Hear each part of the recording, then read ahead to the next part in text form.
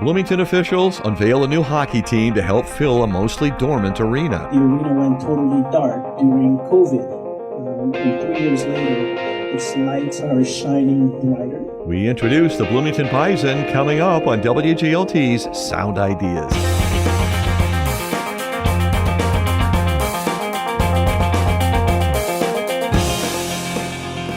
Good evening, I'm John Norton. Also on today's show, the mayor of Normal outlines his priorities as he joins Amtrak's board. Rail safety is a key one.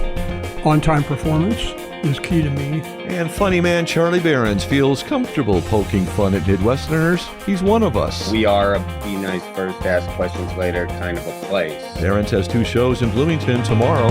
Those stories follow a Bloomington Normal News update just ahead. This is Sound Ideas on 89.1 WGLT and WGLT.org, part of the NPR network. Support for WGLT comes from Bloomington Normal Audiology. Hear My Story continues with local patient Paul Brandt. So I just went without them for all those years. I talked to somebody who had recently gotten hearing aids and talked about the fact that they were connected to the TV. And so that kind of prompted me to try it again. Paul's full story can be found at bnaudiology.com.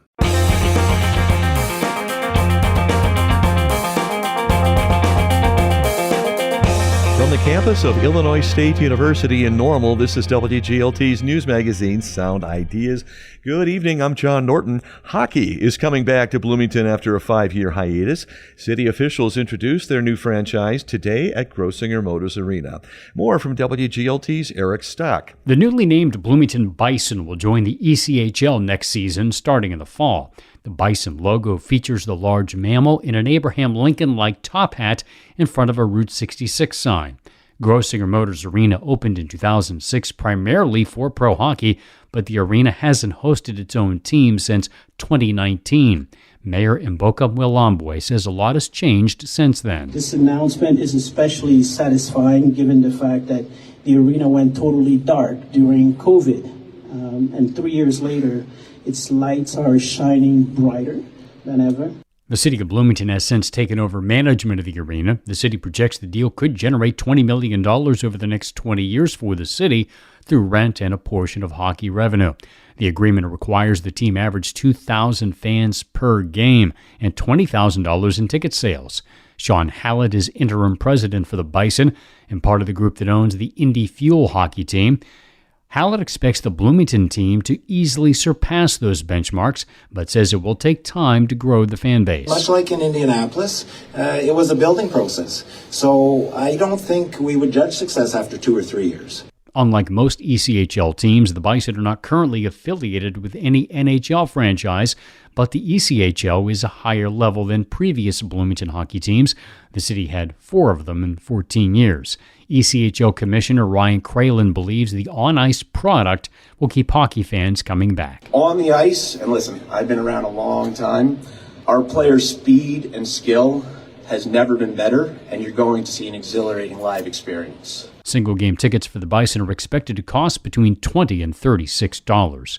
With reporting from student reporter Eric Dito, I'm Eric Stock. Bloomington Bison interim president Sean Hallett tells WGLT student reporter Eric Dito how they arrived at the name. The bison is a large, sturdy animal that stands for strength and used to roam the plains here in central United States. And the logo, the bison, pays homage to Route 66 with the Route 66 sign in the background. And the bison himself pays homage to Abraham Lincoln, which is obviously a key to central Illinois with the top hat and the beard. So we think it's fun. We think it's exciting, and it's been well received. So how do you think this experiment with hockey in central Illinois will differ from ones in the past that were unaffiliated or different in some other way? Well, I think I haven't done much research on what the past failings have been, but like I said in my remarks, opportunity only presents itself. and others failures. And the ECHL is the highest level of hockey that's ever been brought to Bloomington. I don't know if hockey's ever really been given a fair shot here. So we're bringing the highest level of hockey that's ever come here. We're making the investment that it needs to be made alongside it to get it off to a quick start. And you know what? We think with that investment and that level of hockey and the level of professionalism that our organization brings, along with the ECHL, that we can get it off to a successful start. Could you just go over attendance goals? I don't think I'm ready to discuss any attendance goals. First and foremost is how many season tickets can we get sold, and we'll start with that. But the average in the ECHL right now is somewhere around 4,500, so I would certainly hope to be around the average. That was Sean Hallett, interim president for the Bloomington Bison, speaking with WGLT student reporter Eric Dito. Tomorrow on Sound Ideas, you'll hear how one man has channeled his trauma over family incarcerations into his artwork as a form of therapy. That's tomorrow on Sound Ideas. Voters under 30 made a strong showing in 2020. Could this year be a repeat? We'll hear from that critical group of voters as they weigh their options on the next Morning Edition from NPR News. I'm WGLT Morning Edition host Ariel Jones. Wake up with Morning Edition tomorrow morning on 89.1 WGLT. Stories and conversations around Bloomington, Normal, and McLean County. This is WGLT's Sound Ideas. I'm John Norton. It took 3 different nominations and nearly 4 years of legislative holds for various reasons, but the Senate has now confirmed the mayor of Normal to a position on the National Board of Amtrak, the nation's passenger rail service. In this interview with WGLT's Charlie Slinker, Chris Koos lays out what he wants to focus on in his service on the board. My priorities are multi, I would say. They kind of interconnect. Safety, rail safety is a key one. On-time performance is key to me. That really, really drives ridership when you have dependable on-time service. And customer experience. Given my background, that's kind of in my blood. Customer experience also is going to make a difference in terms of ridership. Well, customer experience is there's still significant not on time. How should Amtrak address that? Working with the Class 1 railroads to reinforce the idea that Amtrak should have priority on the rails. That's something that's going to be personal to me, but I'm one person out of 7. I don't want to make promises this early in the game. I'm brand new, but those are personal issues for me. Okay. So how that happens is in conjunction with my fellow board members. So since on-time performance and customer experience is important, that sounds like you would probably support the redirect from the existing lines on the Chicago to St. Louis corridor to the Metra lines further east in the Rock Island district to take it out of some of the freight traffic. There are a lot of discussions about that with Metra and Amtrak in terms of making that more efficient. That is part of my understanding, is part of what's happening right now. In 2021, this big, bold 15-year, $60-70 billion plan for Amtrak service expansion came out. And yet, over the last 50 years since Amtrak's inception, it's been a constant fight to hold the line in the face of some lawmakers' skepticism. How do you know that this 15-year plan is going to remain alive, given the vicissitudes of what happens in Congress? Well, I don't, honestly. We do have IIJA funding allocated for this project, and the amount of funding that came out of that is actually more dollars for the next 5 years, 15 years, than Amtrak has had since 1971.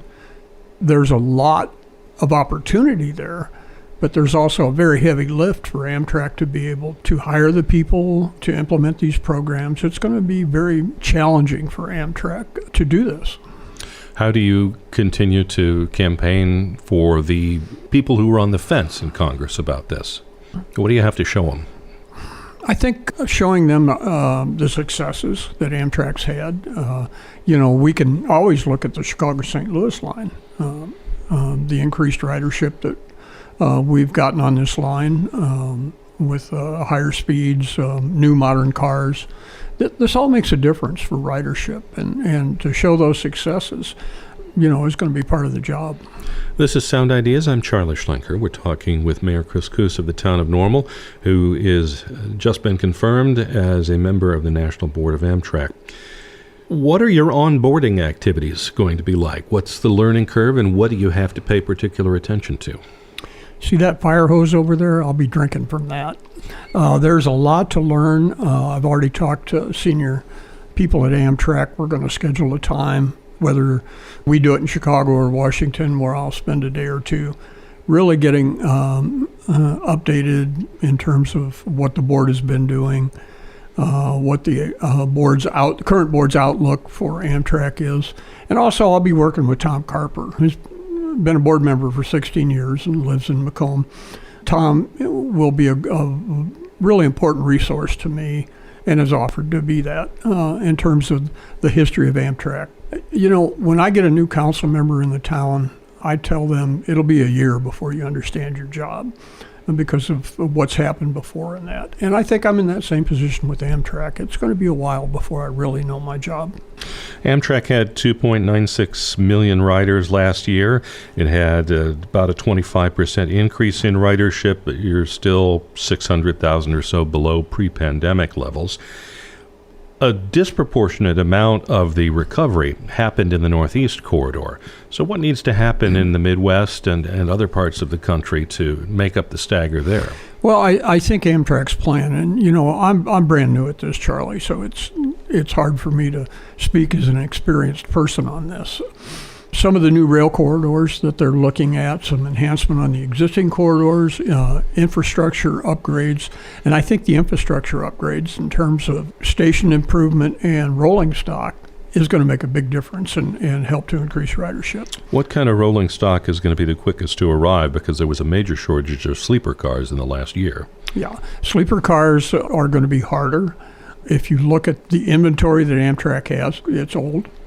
And there are RFPs going out right now for new sleeper cars for the long-distance routes. But the timeline to design those and get those manufactured, there's no American manufacturer for those types of sleeper cars. And the cars that Amtrak currently has have been in service for a long time. So it's going to take a while for that to happen. There are proposals to expand on more than 60 corridors over 15 years, but you can't do it all at once. What should get priority? How do you stack those? From my sense of it, and again, I'm talking as a brand new person here. I've got a long learning curve to what's happened previously and going forward in terms of the national network. I would say prioritizing the corridors that make the most sense, that connect communities or cities that stand to benefit the region economically and in a transportation sense. Those would be the highest priority corridors. And so either corridors with huge amounts of people or who connect previously unconnected cities that have a lot of people in it. I'd say those are both accurate, yeah. So there's a proposed Peoria to Chicago route, but Peoria would be roughly at the end of that leg. And Peoria is not a major city like some of the ones that are currently unserved in Ohio. Does that argue that Peoria is going to be at the back of the pack? I'm not going to comment on that at this point. Peoria is having strong conversations with FRA and Amtrak about their corridor, so it's under consideration. There's no question of that. Where it falls in terms of priorities, I couldn't say. Do you generally support conceptually Peoria's bid? I conceptually support any medium-sized or larger community that could benefit from passenger rail to get in line and try to get passenger rail. I would just say, Amtrak going forward has a lot of opportunity to increase ridership, to improve the quality of ridership on their lines. It's going to be a lot of work, but my experiences so far with the Amtrak staff is they're very dedicated professional people, and I think they'll get the job done. That's Chris Koos, the mayor of Normal, and a new appointment to the board of Amtrak, one of 3 board members the Senate has just confirmed for 5-year terms. Koos spoke with WGLT's Charlie Schlenker. This is Sound Ideas on WGLT. I'm John Norton. Stand-up comedian Charlie Berens will give 2 shows tomorrow at the Bloomington Center for the Performing Arts. Berens worked as a broadcast journalist before launching his comedy career. He dabbled in sports and entertainment news and won an Emmy for reporting the cost of water for a TV station in Dallas. These days, Berens is focused on sketch, stand-up, and comedy writing, poking fun at the Midwest, with a new tour crisscrossing the region for the next couple of weeks.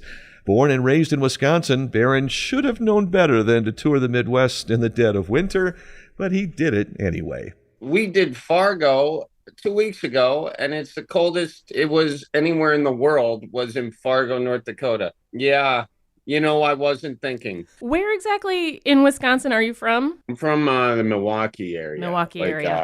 area. The various suburbs in Milwaukee, and grew up there, and then went to UW. Go Badgers. Why did you decide to major in journalism? I felt like there were a lot of things that were underreported, or that were not really reaching people. And I felt like that there were a lot of powerful people in control of things that shouldn't necessarily be in control of them. And I thought it was a matter of getting down to the facts. And then once the facts were presented, people would see that, and then things might change. When you're in college, you got that kind of, I can maybe kind of fix something, a little bit. And then you realize that the limitations of that, and you realize maybe ego has something into play in that. And you realize some things are broken, but they're broken in ways you didn't even think they were broken. There's so much complication in these things. And then the question becomes, how do you convey that to people in a way that they'll understand and care about? I mean, comedy is the same thing, right? But you have the luxury of hyperbole. Exactly. And not everything has to be about things that need to change. Right. People have a very short attention span for that. And I think we see that with the current news cycle. It's, this is a huge problem. We should fix it. And then, we either fix it a little bit or don't fix it at all. And then before we know it, it's on to the next thing. I kind of wonder if your Manitowoc Minute has anything to do with your impressions of the field now. Yeah, when I first started doing Manitowoc Minute, it was kind of, I was in local news, and then, I had an accent or whatever. And so my character was basically the guy who didn't fix the accent, but just embraced it, doubled down on it. The way journalism is now, I think there are a lot of really good journalists out there. And I think they're largely underfunded, because if you look at supply and demand, people don't demand truth. They demand the loudest, most obnoxious voice telling them the truth they want to believe. But I don't want to be pessimistic about it, or cynical about it, because I do think there are a lot of people doing a lot of great things. And I do think the truth inevitably rises to the top. It's just how much damage do the lies do along the way? We hold on to this idea that the Midwest is misrepresented by the national media and the national narrative. And I think that one really clear example of that was the shooting in Kenosha. And I'm getting to a question that gets us away a little bit from news. But I do want to pause there to just ask for your idea of how the Midwest is perceived. Because a lot of your comedy does double down on these stereotypes, hilarious and largely accurate stereotypes about Wisconsin specifically, but also the Midwest, and whether or not you feel that the national news media is really being fair in their portrayal of us, I guess. A lot of my comedy looks at the sort of the stereotypes and acknowledges them and doubles down on them and exaggerates them for comedic effect, but at the end of the day, I try to find the heart in it. And I think the truth of it is that, we are a be nice first, ask questions later kind of a place. And a lot of times what I'm doing is I'm parodying the Midwest at its best, mind you. I know that there is a whole history of, for instance, redlining in Milwaukee and racial injustices. And, the entire Midwest was land that belonged to indigenous folks. And, largely they've been pushed out, and we named streets and cities in its place. And I'm not naive to that, but I think what I try to focus on is the good that I see, in hopes that it will amplify. If you're always calling out the wrong, there's not as much motivation for people to almost do the right. I don't know if that's the right thing or the wrong thing, but that's how I've approached it. You do have Midwest-centric comedy. How is it perceived in other areas of the country? I started doing stand-up before I started doing Midwest stand-up. So if I'm in a room, I can switch it up. I can just do straight stand-up, straight bits. Mm-hmm. And for a while, my comedy was very Midwest. Like almost you had to be there to get it. Yeah. But that worked out because Midwest people travel. They leave the Midwest, and the thing about Midwest people, they want to find each other again. And they do that largely at these shows, which I was lucky enough to put on. My new hour is less about the Midwest, and more like the perception of a guy from the Midwest, Well, the previous special also was very bluntly critical of Illinois driving and Illinois football. Mm-hmm. Yeah. And that's not going to change. I hate to say it, I mean, it'll change when you guys learn how to drive, that's for sure. And, when you find out that there are other options other than Chicago Bears in the NFL, and, I can't help that. Some things you can't change. When you think about how your career has evolved, do you run yourself through the what ifs? You can spend some time doing that if you want. And I'm sure I have. Life is just like, you trying to get your way up north. Okay. I mean, you don't have to just take 94 all the way up there, and then dip out around Toma. You don't have to do that. You could also take 41 north, and then you pick up the 45 street routes, kind of the back highway routes, And even if you do that, your GPS is always, redirecting you, or you can just stop at the gas station. You can ask someone how to get there, and they're going to tell you 1,000 different ways. Point is as long as you just to borrow one of my catchphrases, if I can be so corny, as long as you keep her moving, you're going to get to where you're going. Charlie Berens' Good Old Fashioned Tour stops for 2 shows. Tomorrow at the Bloomington Center for the Performing Arts. The 7 p.m. show is sold out, but there are plenty of seats available for the late show starting at 9 p.m. Berens spoke with WGLT's Lauren Warnicki. Support for arts and culture coverage on WGLT comes from PNC Financial Services. PNC is committed to supporting local arts and culture events in the communities they serve. And that's Sound Ideas today, WGLT's news magazine made possible in part by Bloomington Normal Audiology. I'm John Norton with story help from Charlie Schlenker and Lauren Warnicki and student reporter Eric Dito. Ryan Toohey edits the show. This is 89.1 WGLT and WGLT.org, part of the NPR network.